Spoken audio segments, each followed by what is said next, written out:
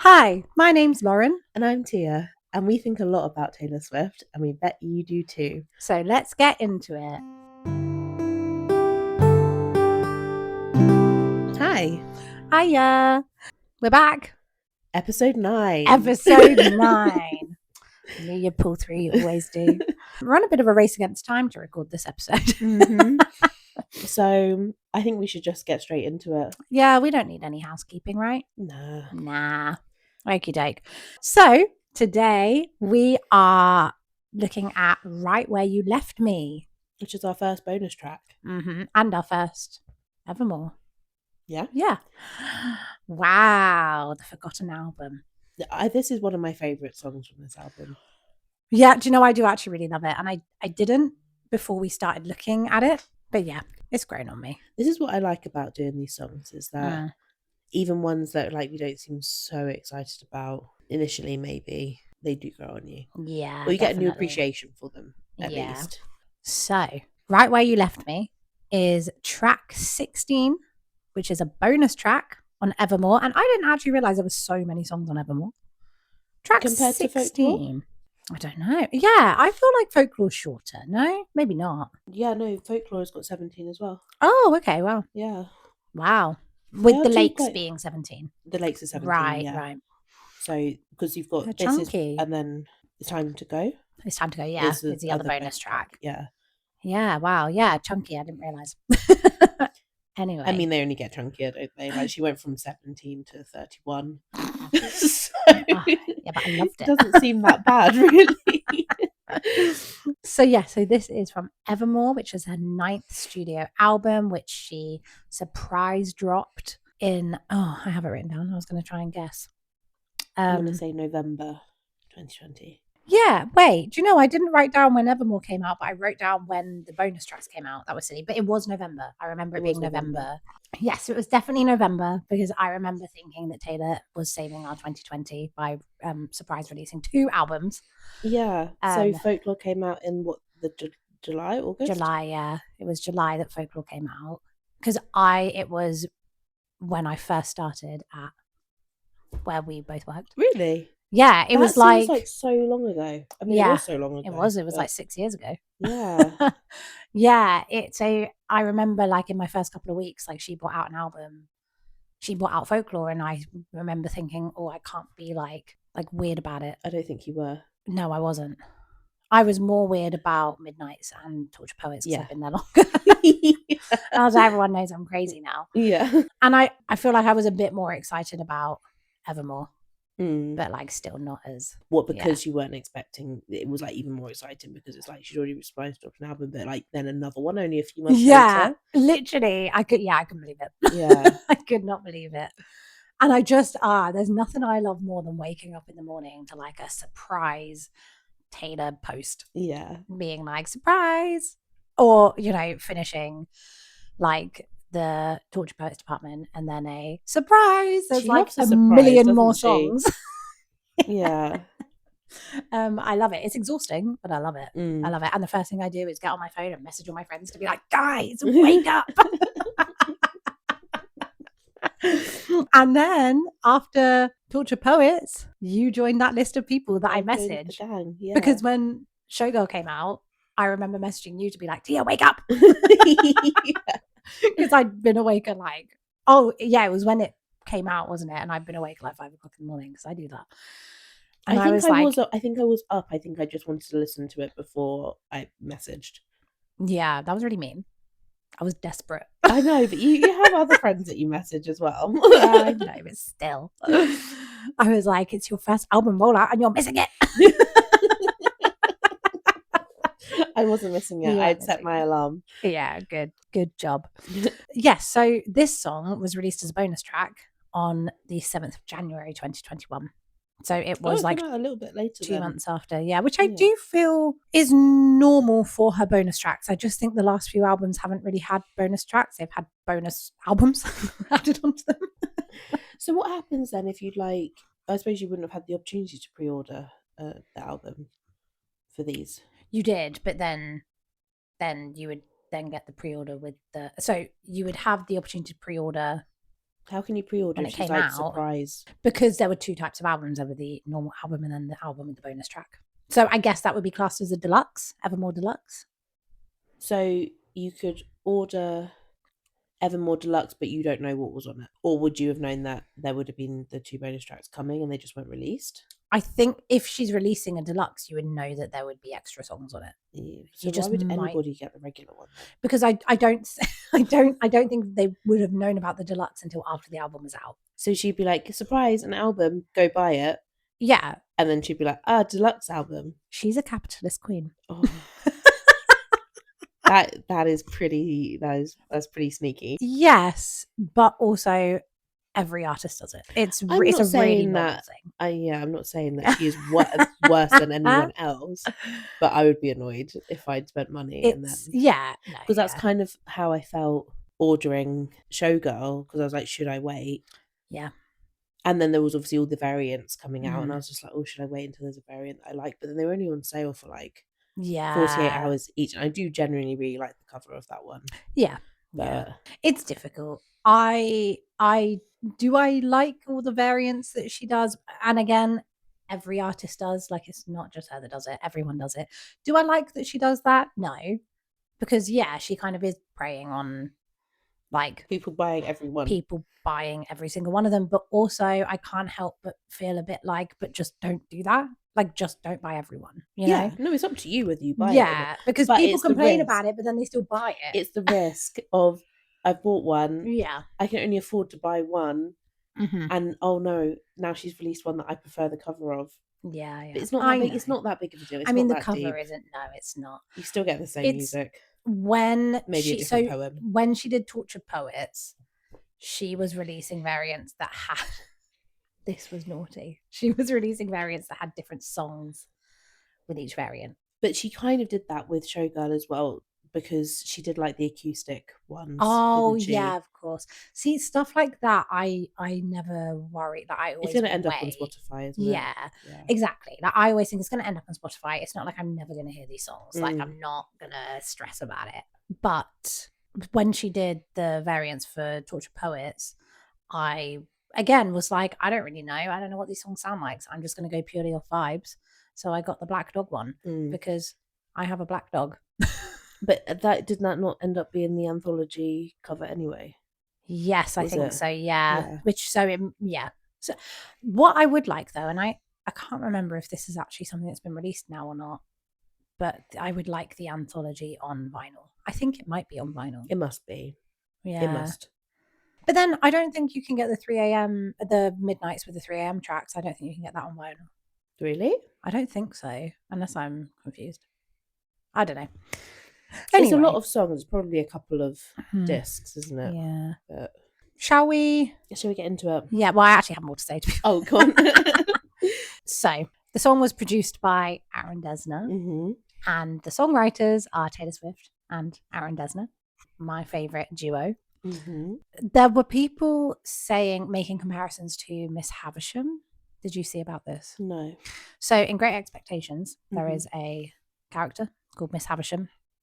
And I remember learning about her during GCSE English. Yeah. Yeah. She is jilted at the altar. Oh, horrible. Jilted at the altar and wears her wedding dress forever. She never moves on. Is she the one that's kept in an attic? Maybe. Or is that Jane? I think I'm thinking of Jane. Oh, maybe. No, I don't know that much about her, except that this sort of comparison of her never being able to move on. My first thoughts about this song, when I kind of started delving into it, was it is like an entire song that is based off of the line, "Time won't fly, it's like I'm paralyzed by it," from All Too Well. This is literally, I've got a little mind map at the bottom here, why I love this song. And one of my little mind map spiders is All Too Well, "Time won't fly, it's like I'm paralyzed by it." This song is an expansion of that line. One of my favorite lines she's ever written. I love that line. That is one of the lines that she wrote, and I heard it and I thought, I've never thought about it, but yes, that's exactly how it feels. I never would have put that into words. Yeah. And it was when we were doing essentially this, voice noting each other about songs, and I never really got it with All Too Well for like a really long time, as you know. And then we were going through it, and I think I was just in a vulnerable place at that time. Yeah. And yeah, when you were talking about it, I was just like, that does actually really feel like what I feel at this point. Yeah. And yeah, it stayed with me. And I think that's why I love this song so much. Mm-hmm. And this album. It's just yeah, it's great. It's great. Yeah. And then there was speculation on Reddit, because you know I love Reddit, Mm-hmm. about it being linked to Champagne Problems, which I thought was really interesting. I have thought about it like that before. Actually, I have got a note that does say about Champagne Problems, but I will have to wait till we get there because I cannot find where it is. But yes. I get it. I see it. I don't know if I agree. I don't know if I think that it is. So because I think how she do would have people made relate it more it to obvious. Champagne Problems? Well, because it's about being left by someone, right? So it's almost it's like they're framing it from the man's point of view. Yes, except for this to work, she would have to be writing it about, because of the pronouns, she would have to be writing it about like a lesbian couple, which she might have done. That would be a big tick for the gaylers. It would, yeah, I was going to say, have you heard about the gaylers? I have heard about the gaylers. Because when I was trying to go through this, I was being sent to the Gayler Reddit thread a lot. But then there's some things that you can link to it, which I will bring up. But let's get into it. We'll get there. So, verse 1. I don't have a huge amount to say. I've kind of the friends break up, friends get married, strangers get born, strangers get buried, trends change, rumors fly through new skies, but I'm right where you left me. She's kind of talking about like the cycle of life and how life is moving on around her, but she's stuck. Yeah, it's looking at like the whole world moving on, but it's like regardless of like the individual, like whether it's her or you or me, like there's stuff going on in people's lives that like the world is not aware of. The world keeps turning regardless of what's going on in your life, and it's kind of just normal everyday happy things, sad things, like, and it's also given the impression that like a lot of time is passing. Because friends are breaking up, friends are getting married, like strangers are being born, strangers are being buried. Like it's giving that feeling of like it being quite a lot of time, not just like a few days. Yeah. And that last line, is that the whole first verse? No, the first verse carries on. Okay. So that, but I'm right where you left me. That's immediately what put me into the time won't fly bit. But she's also putting the blame straight on him, like, or the responsibility straight on him, because it's like, I'm right where you left me. Like, this is your fault. Almost like she's a possession that he's put down, like she's an object that he's put down, and she's just where he's left her. Like your keys are where you left them, you know. Yeah, really impersonal. Matches burn after the other, pages turn and stick to each other, wages earned and lessons learned, but I'm right where you left me. So this is kind of explaining the passage of time in a restaurant. So matches burn after the other, like candles are burning. That's really interesting. I'd really like to take credit for this, but someone on Reddit put me onto this.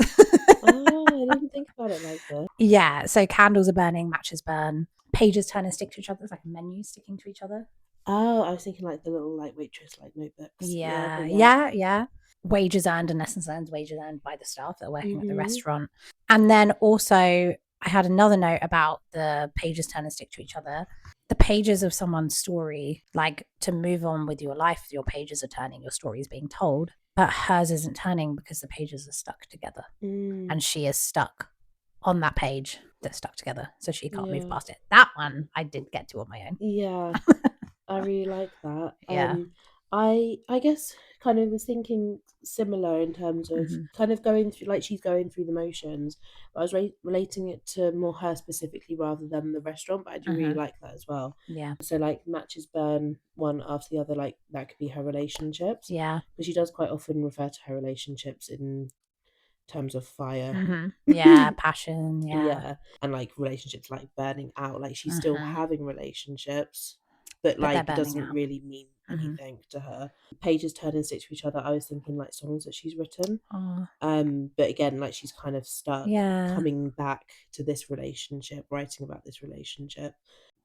I've got some notes about muses. later. Ooh, okay. And then wages earned and lessons learned is like her work and her life. Like she's still being a pop star, she's still earning money. Yeah. She's still learning lessons. Like, so she's there, but like she's not there. You know, that's kind of like how I check it. I love that. Yeah, and the lessons learned, like I kind of took that to mean that she's learning relationship lessons. You know, pre-chorus. Pre-chorus. This is a chunky pre-chorus. This song, right? I have a note later on about this, but I'm actually just going to say it now because it doesn't matter where I say it. This song is repetitive, but it is also all over the place. Yeah. Like, and it is like pre-chorus. Like, when I was going through this, I was like, okay, so this bit's the chorus. And then I looked it up and I was like, oh no, that's not the chorus. And I was just getting myself so confused. It doesn't, because it doesn't end, it doesn't have like an outro. It ends on a chorus. It goes from a bridge to a pre-chorus again. It's all over the, it's and a then mess. Pre-chorus again. Yeah, it's a mess, this song. And but it's also not very long either. But it also feels so padded out as well. Like I just feel like this song, the way that this song has been structured is perfect for the subject of the song. Like it just makes so much sense. It is such a mess. It's so all over the place. It's like almost stuck because it is so repetitive. Yeah. It literally does really encapsulate. It's so good. This okay, since we're talking about it, this is another actually two spiders off of why I love this song. One, that it's short but it's so impactful for like literally the reasons that you were saying, and it's not, I don't think, lyrically complicated or like really dense for such an emotional song. It isn't. Like, but there's also like there is also so much. There's like, so much. And I think that a lot of that comes from the production as well. Yeah. Which is another reason I love this song. I love the production. Because I think musically, Aaron Dessner does a fantastic job of like adding to that chaos with the tempo and how this sounds. It to me sounds like very much a country song. Yes, absolutely. And you know, with the storytelling and the music, but it also sounds very upbeat. When you just listen to like the music and like when you can sing along to it, you can almost dance to this song. Oh yeah, you can have a boogie. But it's so sad at the same time. And it doesn't, I feel like it doesn't really, like, you don't really get any like breaths. No. Like it is just from one thing to another to another to another to another, repeating itself. Oh my God. It's like crazy. It definitely follows her stream of consciousness. Yeah. Or the narrator's stream of consciousness as she's kind of trying to sort out. And you don't really get a conclusion to it at the end. She's just still there. She's still there. So the pre-chorus. Pre-chorus. Help. I'm still at the restaurant, still sitting in a corner I haunt, cross-legged in the dim light. They say, what a sad sight. So she's still at the restaurant. She's still not moving. So still sitting in the corner I haunt. A local haunt is a favorite, like frequently visited place. Yeah. Obviously she's frequently visits because she's always there. Yeah, I mean, leaves. I think you can take this kind of two ways. Like, because I was like initially, and it's actually a Halloween song. Yeah, this is a Halloween song. Sorry, carry on. So you could take as, is she coming back regularly to sit at the same table to like, I don't know, like relive her trauma? Yeah. Personally, I would never go back there. No, I probably would. If she can't move I'm a glutton for punishment. And like sitting at the same table and it's just like, oh, there's Taylor again. Weirdo.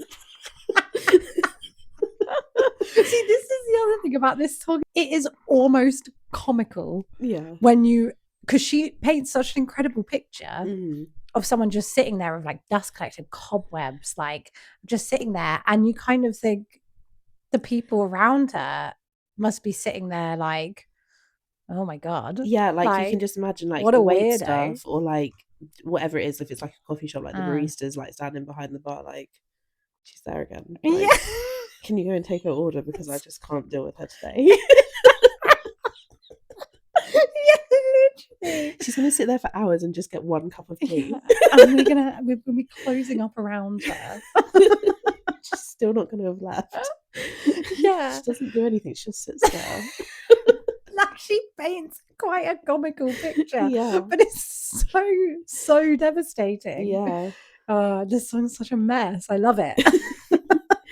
But yeah, I think the word haunt, like when you think about like what haunting is, like haunting somewhere is like the inability to leave, like the inability to move on because ghosts have unfinished business. So that she's just stuck there because her business isn't finished. Because I feel like obviously we learn more about what actually happens that night later, but she's just been broken up with and she's not been able to like do anything or process it.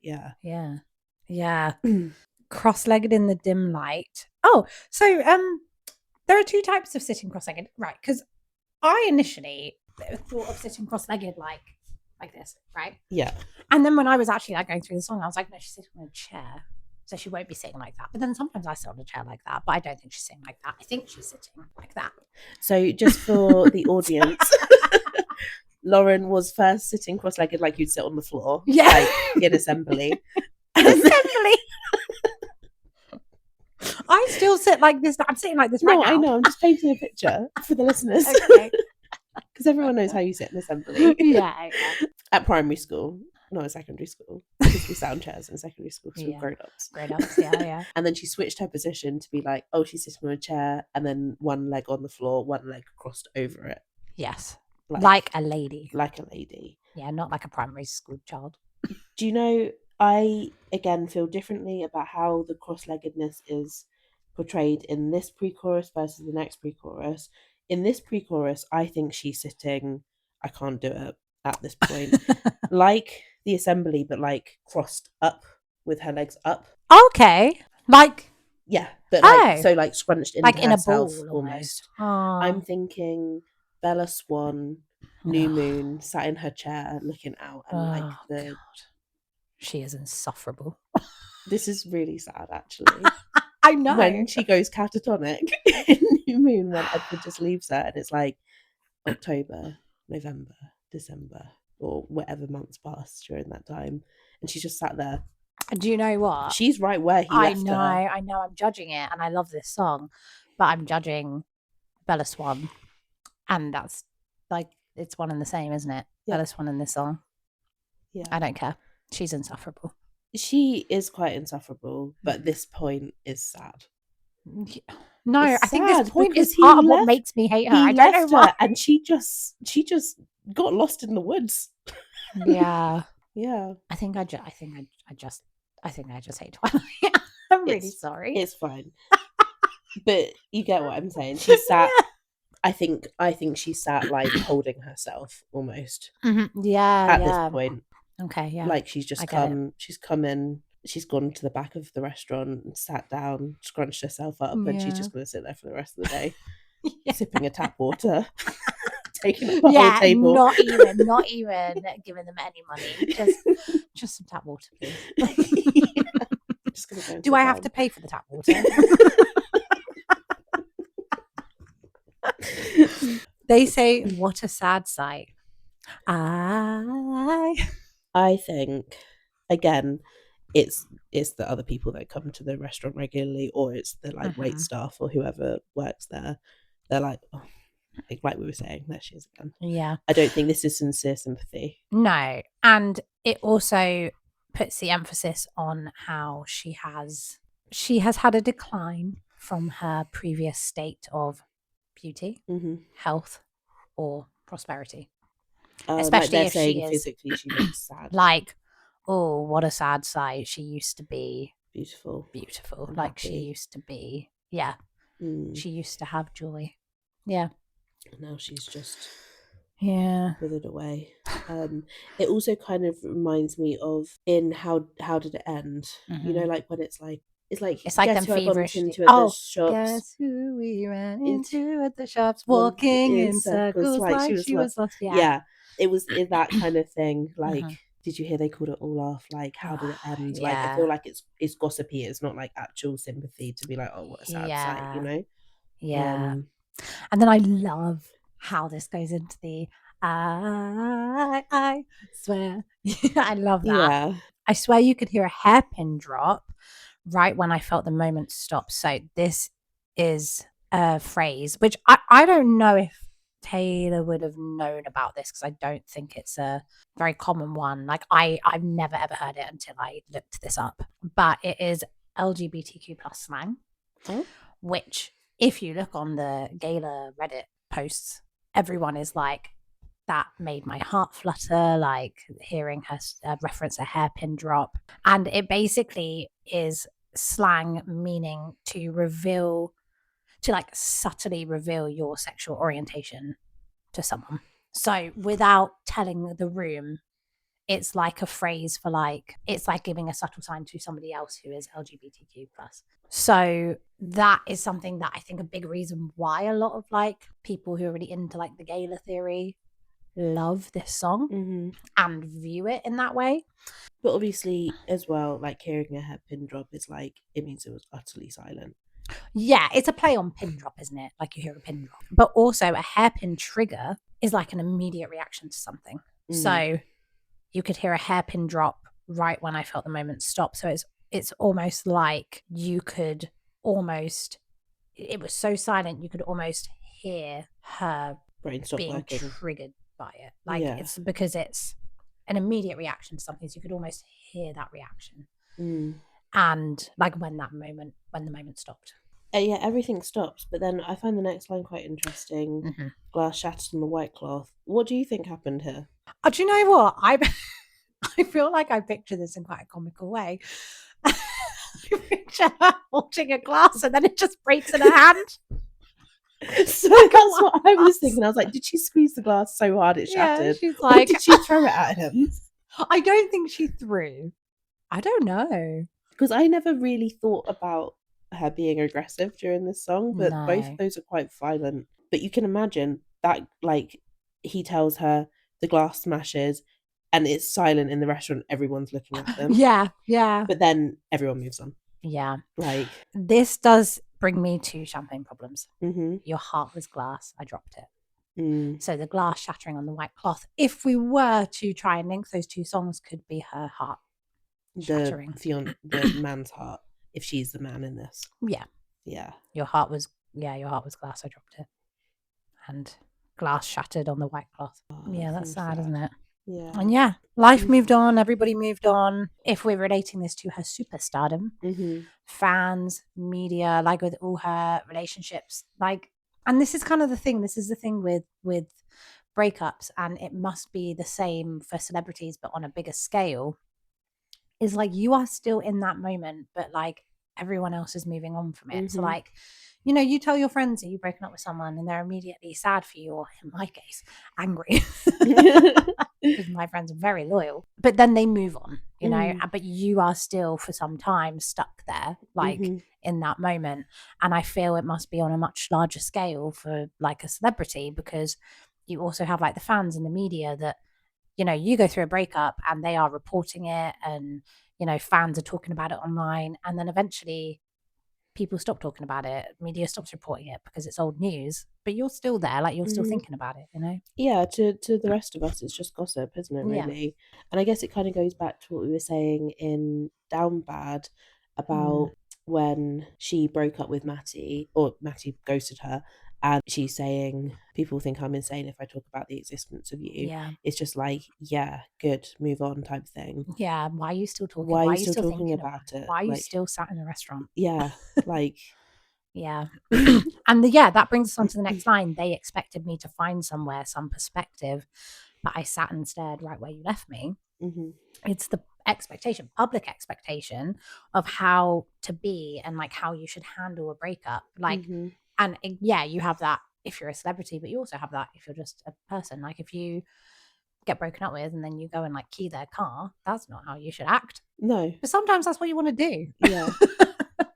And I think can only talk about it. It's only socially acceptable to talk about it for like a certain amount of time. Yeah, and then you are expected to just carry on with your life. Yeah. I think as well they expected me to find somewhere, like go somewhere else, or like find somewhere as in like move on. literally move on with your life. Yeah. Physically move on from this restaurant. Yeah. You're freaking people out. That, like, how to handle a breakup made me think about Blank Space again. Because it's like, it's how she was playing that satire of like, oh, I'm crazy, like people break up with me and I act like a crazy ex-girlfriend. Like it kind of made me think of that. I also forgot to say about dust collected on my pinned up hair. Yeah. Like she's an inanimate object right where he left her. Yeah, it goes back to it. Like she's like this statue. Yeah. I also think it makes it extra sad because it's like her hair is pinned up. She was trying to look nice. She was trying to look nice. She probably thought they were just going out for date night. She's done her hair up all nice. She was proposing. Oh, yeah. Champagne problems. Maybe. I don't think she wasn't expecting to be dumped. I don't think you go to the effort of having your hair pinned up if you were expecting to be dumped. No. Like pinned up hair is, it's almost like wedding-y, isn't it? Yeah. Chorus. I don't have that much to say about the chorus because I think it is one is just repetitive and it's not that hard to understand. No, I've got a little bit. So the first, like, you left, and I don't know, I listened to this over and over and over again to see if it was just my imagination. So other people might not hear this and I might have just manifested it in my head. But when she sings you left me know initially, it's almost, she almost delivers it like a question, like you left me know, like you left me know. Do you know what I mean? I think I've kind of got I think I'm picking up what you're putting down because it's the only note that I made. Yeah. The repetition of no gives it almost like a double meaning. Right. Like one, you left me no choice, but like also you left me like no, how could you have done that? Like which I feel she's not accepting it. Which I feel is how she delivers it in the when she says it for the second time. You left, like there's almost like a pause. Yeah, and it's more like it feels more like a statement, like a you left me no. Yeah. And then she says you left me no choice but to stay here forever, which made me think of Evermore. This pain wouldn't be forevermore. That's a very special song to you. Oh yeah, I can't wait to do Evermore. Oh yeah. Yeah, it's like she's saying you left me. It's I mean, this song comes directly after Evermore, but I feel maybe had Evermore come after this song, it would have felt maybe more impactful because this is like you've left me no choice but to stay here forever. But then in Evermore, she says this pain wouldn't be forevermore. I was going to say Evermore at least has like a kind of happy conclusion. This doesn't have a conclusion. No. So, but I like to think if this wasn't a bonus track and it was on the album. I like to think it would come before Evermore, and then Evermore could almost kind of conclude it a little bit. So we would have Champagne Problems, Right Where You Left Me, Evermore, and that would be like our trio. And Evermore could be like the duet of the two of them. Yeah, and they're both okay now. Yeah. I don't think this links to Champagne Problems, but now I wish it did. Well, you're putting down good evidence for it too. I just don't think she would have two songs link and then make one of them a bonus track. I don't think she would do that. No. And she has got other songs on this album which do link. So yeah, like definitely. So the bridge. Did you ever hear about the girl who got frozen? Time went on for everybody else. She won't know it. They're saying it like a story, like folklore. Yeah, because it switches to the third person, which is where I've got my Champagne Problems notes because it reminds me of the like, what a shame she's fucked in the head. They said, oh, yeah. You know, like it's kind of like putting it to like what the townspeople, what the public is saying about her or their perception of her behavior. Yeah, which makes her look crazy. Yeah. And then in Miss Americana, she talked about how celebrities get frozen at the age that they become famous. Okay. So she talks about how, she got famous at, I guess, I don't know, like 18, let's say. So she then says about how it took her a lot to catch up to being like 29. I think 29 or 27. I can't remember how old she was in it. So I don't know if there's a link to that as well, where she's talking about being frozen, not just because of the relationship, but being frozen because she's a celebrity. And when she got famous, time went on for everybody else. She won't know it. She's still 23 inside her fantasy. Yeah. And then I was trying to figure out when she was 23 and who she was dating and blah, blah, blah. Not that I don't think this song is about anyone in particular, but we have some points for Harry Styles.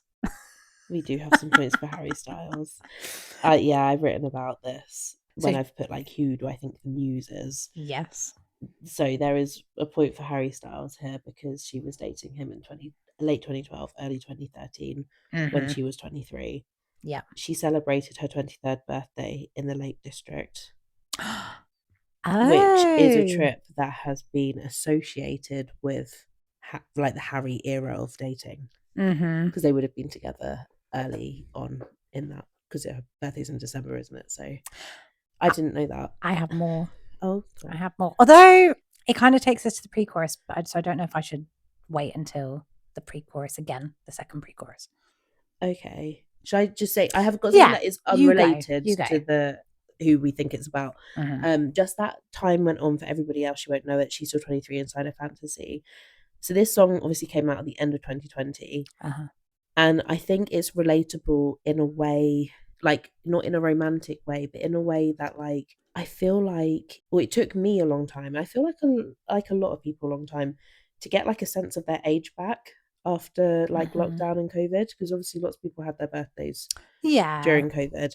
I mean, if we're looking over the whole span, people had lots of birthdays in COVID.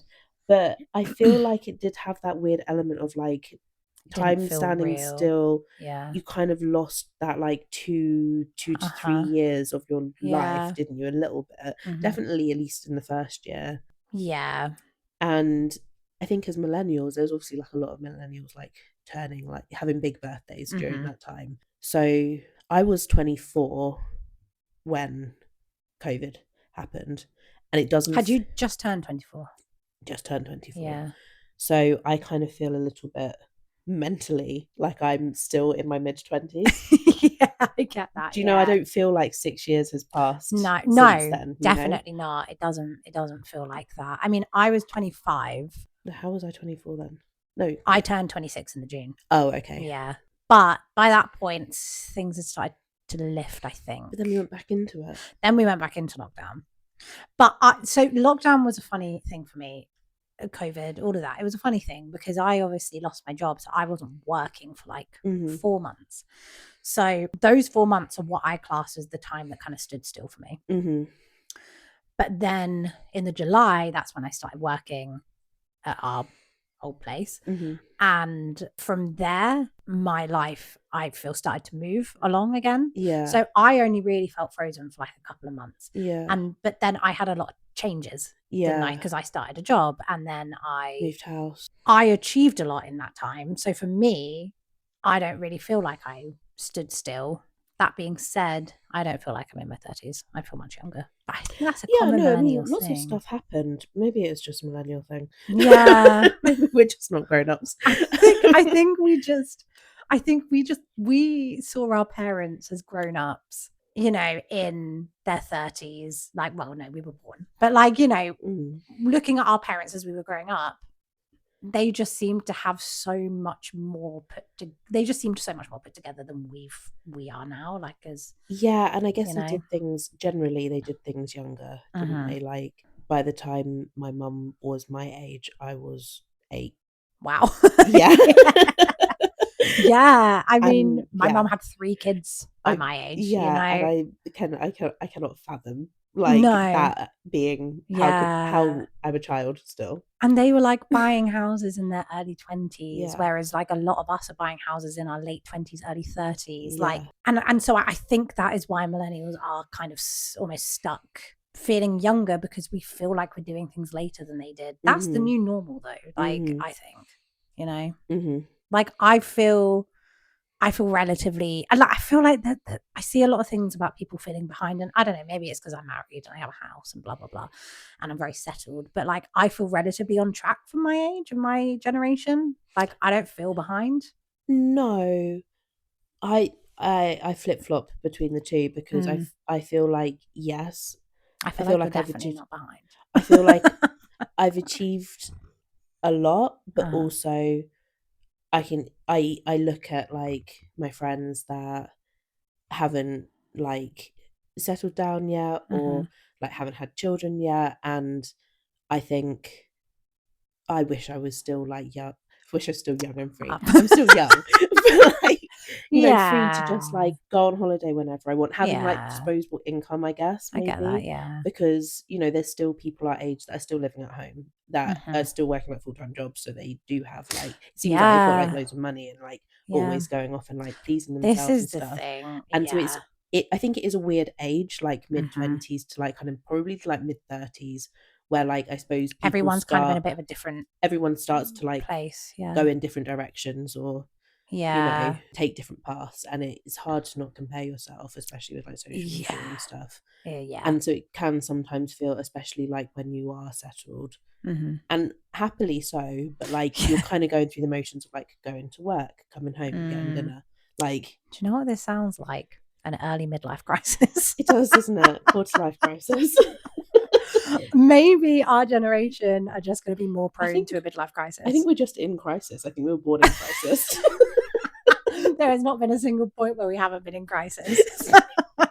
And we're constantly getting told by the other generations that we're like too cringe. Yeah, either like, oh, you haven't achieved enough. Like, why haven't you done this? I'd done this by the time I was like 15. Yeah. And then we have the other generation being like, you're so embarrassing. You're so embarrassing. Can you just stop, actually? Get off the internet. Oh my God, you wear skinny jeans. That's so embarrassing. Leave us in our skinny jeans alone. Oh, and they're wearing their little like low rise, like hip hugging jeans, and like, no, because they've got the bodies for them, Tia. Because they're young and I hate them. And they can fit into them and I can't. No, I hate that the noughties are coming back. I hate it with a passion. Were the worst. They were the worst. Bring back like the 80s and 90s instead. High-waisted. It's all about, and they make fun of us for high-waisted, but high-waisted is the best. High-waisted is the best. Low-waisted is the worst. No, I hate it. And I don't actually think low-waisted jeans look good on anyone. Even the people who are beautifully like flat stomach and make them kind of look good, I still don't think they look as good as high-waisted. I just don't understand how your bum doesn't come out. Yeah. But in the noughties, were we not wearing like, I mean, I say we, I didn't, but were people not wearing like really teeny tiny, like barely there thongs? So it didn't really matter, because if you bent over, it just showed a sexy little thong. Yeah, I mean, obviously we weren't doing that. No, because we were like children. But like, that was like, the look, yeah. But it's not a good look though. Well, no, not now. It's but trashy. Oh, I feel like I'm being judgmental now. I don't care. Gen Z judges us. That's true. Everyone judges us.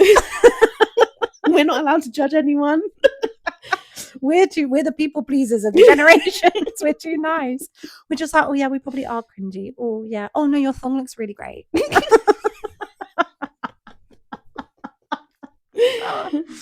Anyway, my point was, I feel like I'm younger than I am, and I feel like it was COVID's fault, but now I'm thinking it's just a millennial thing. I wonder if it's a millennial thing. But Taylor's also a millennial, so maybe she is stuck at 23 in her head. And she's a celebrity. And also 23 is, so if she was dating Harry Styles around that time, this would have been around the 1989 era, right? Yeah. Well, like she would have been in her Red era. No, Red. And then she would have been writing. She was preparing for her Red tour, so she was writing 1989. Yeah. So maybe that is when she was feeling happiest. Yeah, so she was 23 in December 2012. She dated Harry Styles in early 2013, and she was preparing for her Red tour. That's what I wrote. But I have more stuff when we get to it. So where she says how it was supposed to be, I kind of question whether this was like a switch back to the first person. Like she's saying, like, that is how they would have stayed together, and Do you know, I didn't actually think of it. I didn't take into account the switching back and forth from like third person, first person, but I have thought about this in the first person. Third person? Third, as in it's her saying it. First person. Yeah. I think about it in that way because this line and I literally wrote, this line hit me like a ton of bricks. because it's just when you're in that state, that's all you can think about is how it was supposed to be, and all you can think about is like it wasn't supposed to be like this, and you just get stuck in that mindset when you're struggling. Like you keep going over and over that all the time. It just hit me. Like when I read this, I was just like, oh, felt that deep in my bones. Yeah, it is kind of a heartbreaking line. Yeah, because they're saying it's her fantasy, but for her it's like, well, this should have been the reality though. Yeah, and she can't get out of that. She can't separate the two. And it's And then, did you hear about the girl who lives in delusion? Breakups happen every day. You don't have to lose it. I actually don't like that line. I said this line is rough. This line is rough. Like, that kind of hits me like a ton of bricks. Like, it's just got a complete lack of empathy, and kind of it goes back to like the public, their like perception of celebrities as kind of less than human. Like, it gives me like the impression of like, oh, Taylor Swift's broken up with somebody, or like someone's dumped Taylor Swift, like boohoo, why don't she go and cry into her $1 billion and get on her private jet? You know, that kind of like, it's like you don't like, but she is a person. But she is also just a girl. Yeah. Who has feelings like everyone else. That's kind of how that line hit me. I don't like this line, and maybe it has something to do with what you were saying, but I don't really like this line because I think it could have been put better. It could have been put more eloquently. Like, you don't like how she's written this line. I don't really like how she's written it. Like, I feel like I feel like she wrote it because it rhymed. I feel like she's written it like it, but because she's writing it from the other people's perspective. That it is very blunt, and it's just like how people say it. It's just like, you can just move on. Like, just move on. Yeah. You know? No, I like that interpretation. That makes me hate it less. I mean, it's still quite a horrible line, but like, I think the way she's written it is fine. Yeah, but like, as in, yeah. She's still 23 inside her fantasy, and you're sitting in front of me. So I did say the whole bridge is in third person because I wasn't thinking about, the switch. But now she switches back to first person again. Yeah, because you're sitting in front of me. Back to first person state of mind. And it leads in really well to at the restaurant. The next pre-chorus, the first. Who the hell knows? This song is a mess. I've just put the next bit. The next, it's the pre-chorus again. Yeah, so we are actually going to learn now what happened. Yes, during their breakup. Yeah. So, at the restaurant, when I was still the one you want, here we go. Taylor Swift and Harry Styles were seen at a restaurant in the Virgin Islands the night before their first breakup. She was 23 and her hair was up. That's really interesting. So this probably is Harry Styles then. Yeah, but their first breakup, interestingly. So that one must have hit her harder. I guess because the second time it doesn't sound like he really broke up with her. It just sounds like he Was he breaking up with her to leave with her with someone else though? I mean, could just be an excuse. Yeah. I mean, it might not be, but she might have taken how she felt about him and about that breakup and like applied it to this restaurant. Yeah, but like not actually made it about him, you know? Yeah. I just think where she says, I was still the one you want, it's kind of heartbreaking because like we, the listener, know that she isn't the one that he wants. No. Because he's about to dump her. But in her mind, she was still the one he wanted. Yeah. Oh, yeah. It's like me going home right now thinking, I'm happily married, and Jamie being like, I want to break up. I want a divorce. And I found someone else. Yeah. Can you imagine? Yeah. Can you imagine? It's like she's just been completely blindsided. Yeah.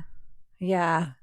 Okay, so cross-legged in the dim light, I feel like this time is a kind of a change of tone or like perspective. So in the first pre-chorus, you've got like, it could represent her like body language being like quite, I think, cross-legged, like she's isolating herself, you know. Whereas at the restaurant where I was still the one you want, cross-legged in the dim light, makes me imagine it's him sat with his legs crossed. Do you know what I mean? So that's why I'm thinking kind of a change of perspective. So he's kind of talking about him. Kind of, I think. because she's setting the scene of like them going on this date and then being blindsided, so he could just be like sat back, that's like so casual, legs crossed, or I hate it. their legs are crossed, like romantic, like when you're kind of doing a little bit footsie. That would be a really inappropriate thing to do while you're breaking up with someone. Or she might be she might be trying to like cross her legs with him, and he's just like, ew. Yeah. He's like, this is awkward. Get your legs over there. Get away from me. Do you know what? That kind of leads into what I have to say about the next line where she says everything was just right. Because I wrote, this thing was a masterpiece until you tore it all up. Back to the all too well. So so cross-legged in the dim light, the way that you're saying it, where it's him sat back so casually cruel.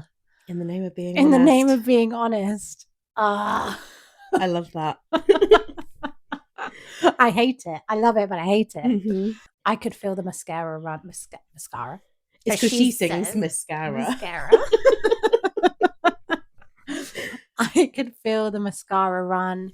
And I wrote that it's like almost like that's the point where she, like, her soul leaves her body, like she disassociates, because she's not aware that she's crying until she feels that mascara running down her face. Yeah. You know? And it's just such a beautiful way of just being like, I was sobbing. Yeah. Like, it's more than just crying, isn't it? Like, mascara running down your face is like ugly crying. Oh, she has incredible ways of writing about people crying, though. Like, one of my favorites, I think it's in Happiness, where she sings, my eyes leak acid rain on the pillow where you used to lay your head. Oh. I know. And it's that feeling of like laying. Oh, and also in Bigger Than the Whole Sky. What does she sing in that? She sings, salt streams down my eyes and into my ears. Oh, yeah. And it's the same when you're imagery. Lying there and it just goes down into your ears. And it's the same imagery as in Happiness, where it's like my eyes leak acid rain on the pillow. Like she's laying. Yeah, I love it. No, I love that. And I can feel the mascara run. And it has got that dissociative element as well of just like she's not even aware. She's now in that place in her head that she's gone to where everything was okay. Yeah. You told me that you met someone being dumped for someone else. And it's pretty final as well. Like, no matter how much you're like crying and pleading, if someone's met somebody else and like they've mentally moved on, there's nothing you can do about that. It's just so brutal. It is. Yeah. I said being dumped for someone else is another kind of pain. Yeah. Because it's not only am I not interested in you anymore, I've actually found someone that's better than you. Yeah. I've actually found something that I just prefer. Like, they're just better. It's horrible. Yeah. Horrible. Glass shattered on the white cloth. Everybody moved on. I've just put that was that. Everybody moved on. Yeah. We moved on. The other people in the restaurant moved on. The waiters moved on. Yeah. Yeah. And she's just there. I don't really have much to say until a bit later. I did write, and I think I said this earlier about how this song is repetitive, but also all over the place, which is just so fitting for the song. Like, it's so fitting for what it's about and her state of mind. Like, it's so obviously written by someone who's there and just reliving all of it over and over and over and over again. So yeah, I kind of don't have much to say about the first bit. What is this? Is this the chorus? We're still in the pre-chorus tier. It's all over the place. Because it's like a new paragraph. Yes, but it's still the pre-chorus. Okay. On Genius Lyrics tells me it's still the pre-chorus. So. This is it as well. Like, I can't really grasp the structure of this. No, because there is none. No. It's a mess. Like her. So up until dust collected on my pinned up hair, I'm sure that you've got a wife out there, kids and Christmas. So obviously that's just showing how much time has passed. A wife, kids, like how much time has passed, like how long has she been sitting there for? And then Christmas, honestly, I really hate it. I understand why it's there, but it's so clunky. I hate it. Kids and Christmas. Oh, you don't like how she sings it? No, don't like it. I never really thought about that. It's like she's struggling to fit it in. Yeah. I really don't. I get it. I understand why it's there. Like, I don't think it should not be there, but I don't like it. Yeah, because I guess like the use of Christmas as a theme or like the holiday that she's chosen is when you picture spending time with your family. Yeah. It's cozy. Like it's kind of like the like picture perfect. Like you can imagine him sending out like a holiday card. Oh, all of them around a snowman. Yeah, all Yeah. of them smiling in front of their Christmas fire. Like, and that tree. So happy. So happy. But she's unaware. Yeah, I mean, she is aware, isn't she? Because she knows Mm. he's moved on because he literally has dumped her for someone else. Yeah. I don't know whether this is real or whether she's just imagining this is what's happened, that this person that he must have left her for must be the person that he wants to marry because...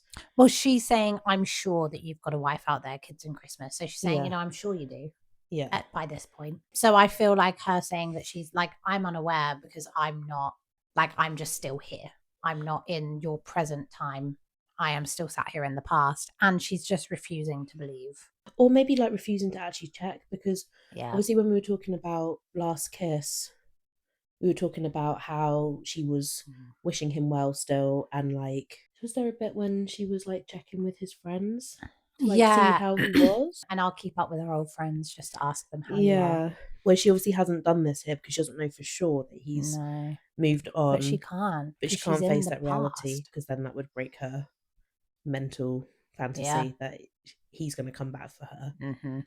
But I'm unaware because I'm right where I cause no harm, mind my business. So she's not hurting anyone by staying where she is, although she is hurting herself. So in her mind, she's like, I'm not causing any harm by staying in the past and blah, blah, blah. But she is actually causing tremendous harm to herself. Yeah, she's not trying to break them up. She's not vengeful. No. She's not... Like, it's like she's like punishing herself almost. Mind my business. If our love died young, like she's like, if like she is still in denial, like that there is a chance that he does still love her. Some part of him does still love her. Yeah. I had a reference for mind my business. And I'm not really sure why I've linked it to this line, but it's a Sims 2 reference. Is it even Sims 2? I'm trying to remember now. Yeah, I think so. Basically, I think it's in the Sims 2 Nightlife, which was one of the expansion packs. Right. There is an old lady called Agnes Crumplebottom. Every time you tell me a name from The Sims 2, it gets wilder and wilder. Not Agnes. Agnes Crumplebottom. Agnes Crumplebottom. And she's a menace, that woman. And she gives me Miss Havisham vibes, for sure, Miss Havisham vibes. But she wasn't left by her husband. I think her husband maybe died in the game. Anyway, if you go on a date, you make your sim go on a date with someone, and you're being too flirty in public, Agnes Crumplebottom, who is like a non-playable character, you can't play as her, she comes along and she whacks you with her handbag. She hates PDA. she hates love. And I don't know why mind my business made me think of her when I was writing these because she's not minding her business. Well, no, she's not. And she is causing physical harm. She's hitting these lovebirds with her handbag. It sounds like this woman needs to mind her business. Yeah. She needs to cause no harm and mind her business. So anyway, yeah, Agnes Crumplebottom. I hope I'm convincing you to play this. Anyway, moving on. I can't bear witness. So, I had something to say about If Our Love Died Young. Oh, sorry. Not just The Sims 2. If Our Love Died Young. So dying young is a tragedy. It's obviously viewed as a tragedy. And this is how she feels about her love dying young. She can't watch it end. Oh. She can't bear witness. No. Okay, yeah, so I can't bear witness. I've said is like a double meaning of, not being able to like witness like their love dying, but also not being able to witness him like moving on either. Like she's causing no harm, but she can't, I guess, find out for definite what his life is like now because she can't stand to like witness it if he has actually got like the kids, the Christmas, the wife and everything. Yeah. Yeah. Do you know what I thought for a second? I thought you were going to link it to, because it's I can't bear witness. I thought you were going to somehow link it to a bear. And then I was thinking, while you were talking just now, it's like 10 seconds. There's like a big, yeah. This is what happens in my brain. And then I was thinking about a picture from Halloween one year. I can't remember what year. And she's dressed as a bear. Maybe it's not Halloween. Maybe she just dressed as a bear randomly. Taylor Swift. There's like a picture of her dressed as a bear. Dress up a squirrel or something one year. Maybe it's a squirrel. I'm sure she went trick-or-treating with like Blake Lively's children, and she's like dressed up as like a tiny squirrel, a massive squirrel. Yeah, something maybe. Like sorry, I just had thoughts about. Do you know as well? When I can't remember which album it was. I think maybe it was Reputation or Lover. Maybe people like to try and guess what. No, it is a bear. Oh yeah. Yeah, I think it was for her Lover album. People really love to try and guess what her. I don't know why I'm going on a thing about bears now, but people really love to try and guess what her song title is going to be. And so people will like put their predictions on like Reddit and stuff and be like, these are my predictions for like her album, or like, oh, like leaked album, like leaked song titles as like a joke. The bear. No, one of them was something called Get That Bear Out of My Trash Can. Why? I don't know. And I think people believed it for a long. People were like, "Yeah, that's going to be one of the songs." And I was thinking, I don't think so. Get that bear out of my trash can. That's really unlocked like a deep memory. Is that after she announced, "Oh, my next album's going to be called Lover"? Yeah, and then people were trying to guess like what the set list was going to be. Track 5, Get That Bear Out of My Trash Can. Oh, anyway, sorry, enough about bears. Let's carry on. Sorry, I disappointed you with not having an actual bear as the double meaning. Oh, that's okay. And it's been so long, but if you ever think you got it wrong, I'm right where you left me. And then she does the chorus. Apparently that's the chorus. So she'll always be waiting. Yeah, I've put, someone that she will always hold the door open for. And she'll ultimately forgive them if he decides he wants her again, which I don't think is healthy. No. Kind of gives me Matty Healy vibes. Yeah. Not that I think this song is about him or anything, but...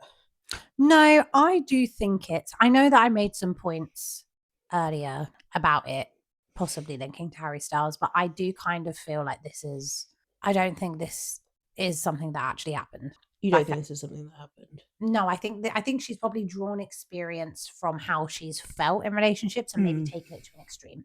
Kind of like Blank Space. You know, where she takes the public perception of her and makes it an extreme. And I feel like she's done something similar here, where she's taken an experience but made it very extreme. Like it's just a metaphor for like moving on, isn't it? And not being able to move on. It also, like, I can't remember if I said this earlier or not, but it gives me, the script. The Man Who Can't Be Moved. Yeah. Yeah. That song. It's a kind of a similar vibe, isn't it? And I think this is sadder, but like The Man Who Can't Be Moved is like a more hopeful, I think. Yeah, it's like, oh, maybe you'll see me on TV as the man who can't be moved.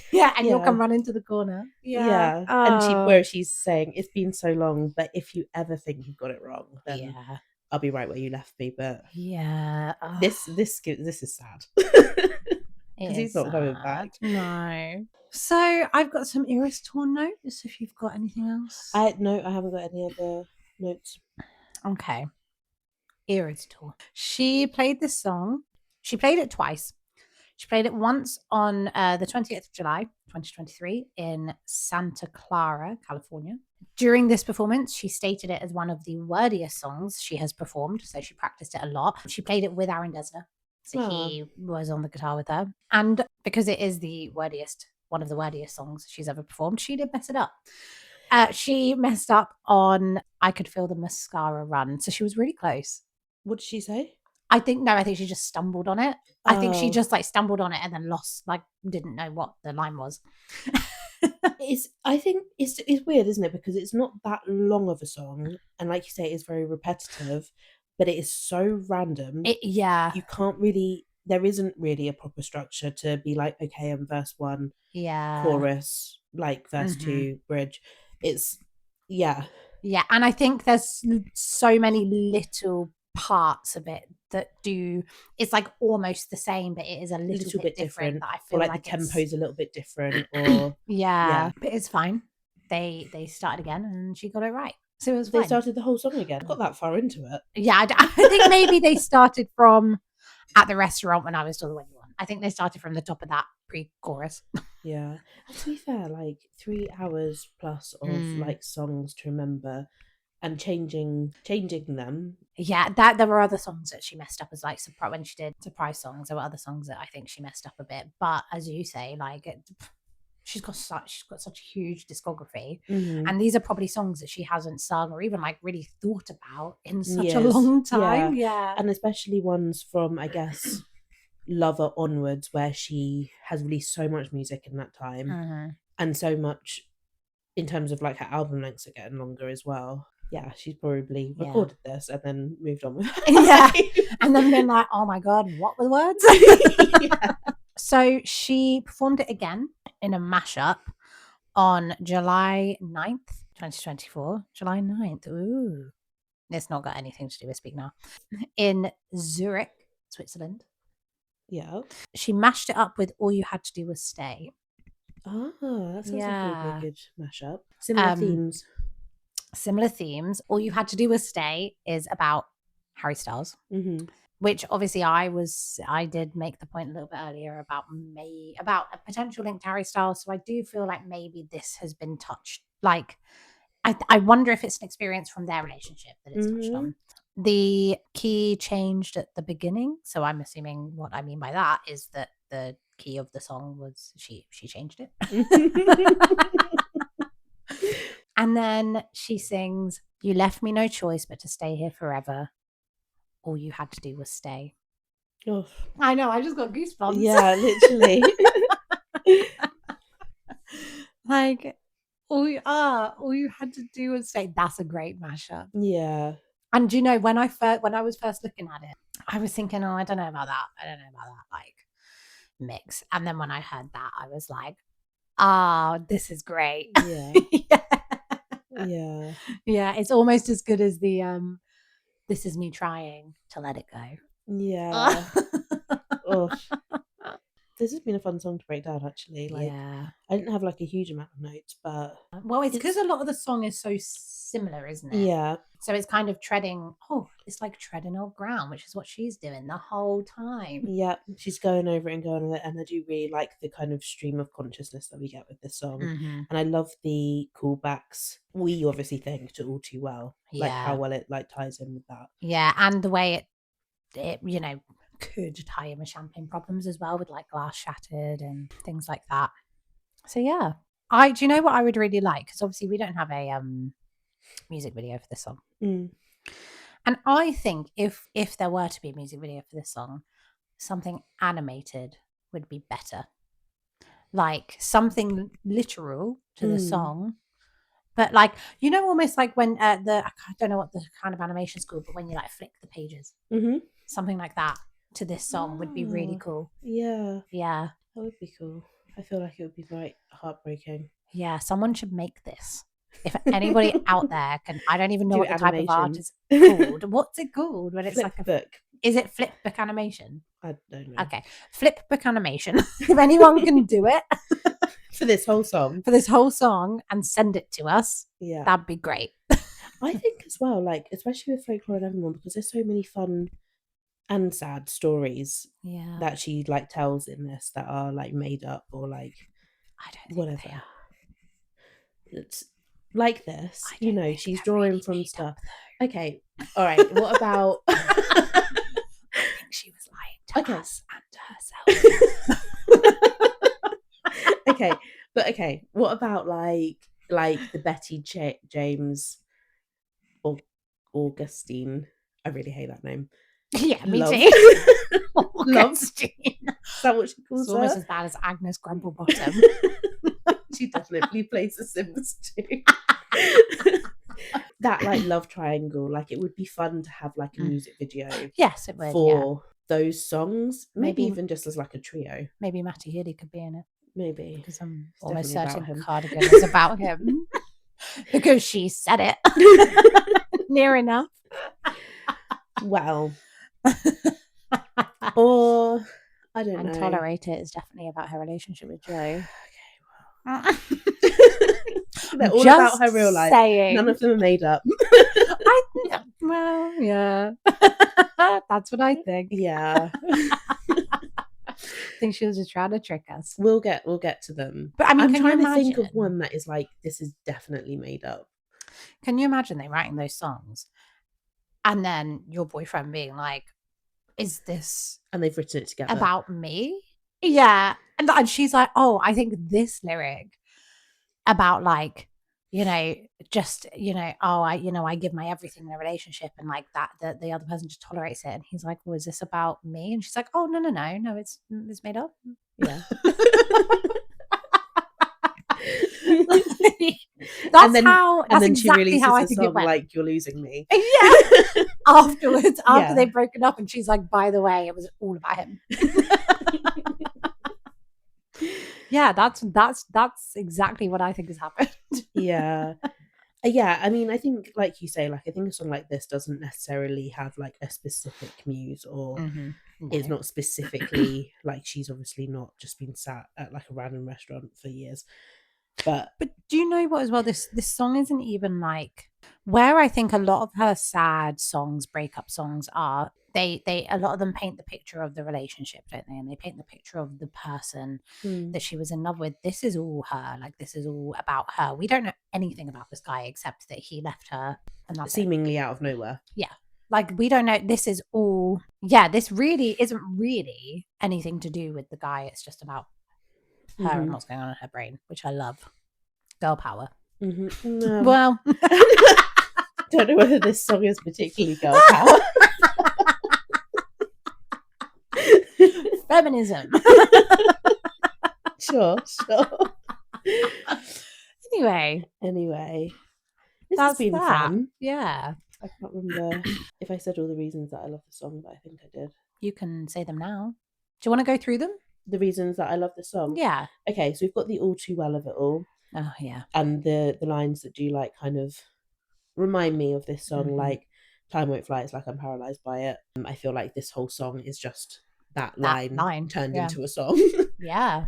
I love the production. Like, I love how it sounds like country vibes, storytelling. It's quite upbeat. Like, the music, like the production of it is quite upbeat, which I think goes really well with the like somewhat devastating lyrics. Yeah. I love a song that does that, actually. I don't know if you've ever listened to, you don't really listen to Paramore, do you? Not really. No. They released an album, God, it was probably like 10 years ago now, but it was called After Laughter.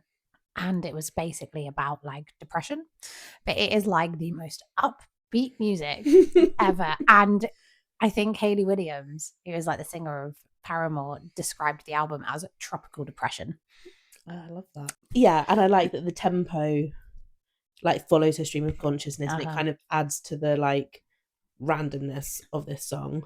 I love that it's short, but it's still so impactful. It's not lyrically difficult to break down, which is probably why we didn't have like a huge amount of notes, because it is quite literal. She is telling the story of what happened, but it's still like very emotional. Still very, it's still juicy, isn't it? Like, there's it's simple, but there is still so much to kind of get your teeth into, I think. Yeah. And then the last thing I put was it showcases her lower register well, and like the changes in the register, because she does go from like a scale. And again, I think that helps to emphasize her mental unwellness. Yeah. Because again, like, even the scale is up and down, tempo, everything. I don't know if we talked about this much in like Cruel Summer, but I think she's got a beautiful lower register. Like, she really, like, I feel like relied a lot on her higher register when she was just starting out, and like, she's not known for her singing. Like, she isn't bad. I think she's actually really, really improved over the years. She's known more for her writing, isn't she? Absolutely. She isn't a vocalist. Like, you compare her to people like Ariana Grande or like Mariah Carey or like Celine Dion. Like, she doesn't have that kind of powerhouse voice, and I don't think she ever will. But that's not what she's known for. Like, that's not what she did. Because people who like hate Taylor Swift love to be like, she's a bad singer. And it's like, she's not a bad singer because her Lower Register is actually really fucking good. But she's not the best singer, but like, and she's not, oh my God, I saw people being like, recently I saw people on like social media saying, oh, she's such a bad dancer, it's hilarious, like why, like I can't believe like she thinks this is good, like with a clip of her from the Eras tour, and I'm like, she doesn't think it's good. That's like the whole point of her as a person, is that she knows she's a bad dancer. She enjoys dancing, so she has a great time, and that's why her energy is so good. But like, also, you don't really get people that do everything. Like, you get people like Adele, she's an amazing singer, but that's what she does. She stands there and she sings, and she's got a really powerful voice. You've got people like Justin Bieber comes to mind. He's like a good dancer. I don't think he's a particularly good singer. No, I mean, like, he's okay. He's fine. I'm not like wowed. He's fine, but if I went to his show, I would expect there to be an amazing performance. Like, not just like standing and singing. I wouldn't expect him to be standing there and singing, because it's not that good singing. And I feel like with her, you expect amazing songwriting. You don't necessarily expect the singing and dancing. I mean, she's obviously an amazing performer. This is the thing. Like, even though she's not like a great dancer, like, she puts on a fucking great show. She puts on such a good show. And like, you I mean, you see all of those like memes and videos that were going around during the Eras tour, and it was all about like how she's like walking up and down, skipping up and down the stage, and then like serving a look. Like, and she does that. Like, she has her signature move. She's got the burglar walk. That I mentioned. She loves doing like a point. Like a point, and like scan the audience. And she loves to like have the mic by her mouth and then like quickly put it down. Strike a pose. But like, do you know what, she does it, and it's she if somebody else did it, it would be cringy. Like, it would be, but because it's her, and because she has so much energy and so much confidence while she does it, it's just great. And it's the same way if you were going to see like a band. Like, it's more for like, you see them for like them playing their instruments and singing, and like jumping about the stage. You don't go and see them so that they're gonna like do like a music, I don't know, like a dance break. That's it. I know. I would expect that, like, if I was going to see Beyonce, I'd expect her to do some fantastic dancing, because she's an amazing dancer. I wouldn't expect that from Taylor. I'd expect Lizzo to crack out her flute. Like, there's just different things that different artists like. I would expect Taylor Swift to be playing her own instruments, which 9 times out of 10 she does. So yeah, you're right. People just love to like. People just love to hate her for no reason. If you want to hate her for something, just start talking about her jet use again. That's a legitimate reason. Just don't come at us with all this. She's not the only one that uses a private jet either. So we need to look at everyone that uses private jets. But I feel that's the one thing that people have like thrown at me, that I've just been like, fair enough. I can't argue that. I'll argue everything else though. Anyway, I think we're done. Question of the week or fortnight? God, I don't know. Do you know, I've been asking people at work the is cereal soup question. I don't even remember, but that didn't actually end up being our question. So you need to go back and ask them, do they have cheese on their tomato soup? Do you know what? I actually have something. I've gotten really angry about that. I actually have something to confess. When I was editing that episode, I said to Jamie, it's weird to, and can I just say, Jamie is a man. You can't phrase it like that. Jamie you have to be like, would you have it? I can phrase it however I want. If it's not weird, then it's not weird, right? You can't be like manipulating people into giving the answer. No, you're literally doing that, because now you're making that person think, well, I didn't think it was weird, but now you're making me think it's weird, because you're saying, is it weird to put soup on cereal? What? Soup on cereal? That cheese would be on weird. soup. Okay. So you just have to say, would you have cheese on tomato soup? But I asked Jamie, who is, always like, oh, you having cheese with that? Because he's like the cheese police, apparently. Doesn't let me have cheese on anything, except he does. But he makes me feel guilty for it. And I said to him, is it not weird to put cheese like on soup? And he was just like, he was like, what, like tomato soup? And I was like, yeah. And he was like, no, like people do it. And I was like, well, why don't you ever do that for me? And then that was a whole thing. Oh, sorry, I thought you would hate that because it's so weird. No. See, I'm not against it. I'm not against it. I've just never heard of it. Would I love to have? I think you need to go back and listen to that conversation. I did. Because you were very judgmental. No, my conversation was, that sounds weird. It is delicious. But yeah, I would love it. And I'm annoyed that Jamie has never put cheese on my soup or never told me that that's a thing that people do. I just think as somebody that eats so much cheese that you would have thought about it at some point. I just didn't think it was a thing. Next time you're having tomato soup, I'm going to do it. Get yourself to the fridge. I'm going to, no matter what Jamie says. Like, it sounds like can't have cheese on that. I think it sounds like he's on board with this. No, he was. Yeah, no, he hasn't done it, but he was like, yeah, people do it. And I was like, well, why the hell have you never done that for me? Sometimes you just need to choose your own soup. I'm going to have to start, aren't I? Yeah. Yeah. I like to have cheese on a bagel in the morning. So I like to have cheese at breakfast. Is that weird? No, I would have like Philadelphia on a bagel.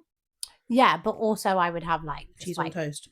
Grated cheese. Yeah, cheese on toast, like grated cheese, whatever, you know. I mean, like Marmite and cheese. I don't want to get into like food habits.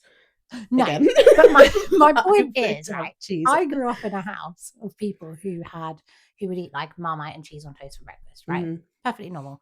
Marmite and cheese, incredible combination. Not something I would eat, but yeah, sure, I accept that it's a thing. Okay. That was very diplomatic of you. And much more diplomatic than I was. And then I met Jamie and he was just like, cheese for breakfast isn't right. Does he have cereal for breakfast? No. Does he have porridge for breakfast? No, sometimes. And that upsets me because I think, God, how dull. You could be having cheese right now. Yeah, sorry, you could be having cheese and Marmite right now. And that would just make you so much more interesting. I think for me, I struggle to have sweet. No, I don't. Do I want to get into it? I don't know if I do. Maybe that could be our question of the week. Do you prefer a sweet or savoury breakfast? Oh, that's a good question. Because I think I prefer a savoury breakfast. I prefer a savoury breakfast. I feel like this is quite an easy question compared to the ones that we've had recently. Yeah. Go and follow us on Instagram and now on YouTube.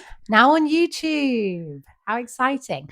Our Instagram and YouTube name is I Bet You Think About Taylor Swift podcast, or you'll find us under Ibitats Pod. and yeah, like and subscribe and comment because no one wants to talk to us. Yeah, tell us what you think about anything, any tangent that we go on, anything about Taylor Swift, anything about the song, anything about food, because we seem to talk about food quite a lot. Yeah, talk to us. Yeah, we'd love to hear from you. Yeah. Okay, that's us. Bye. Bye.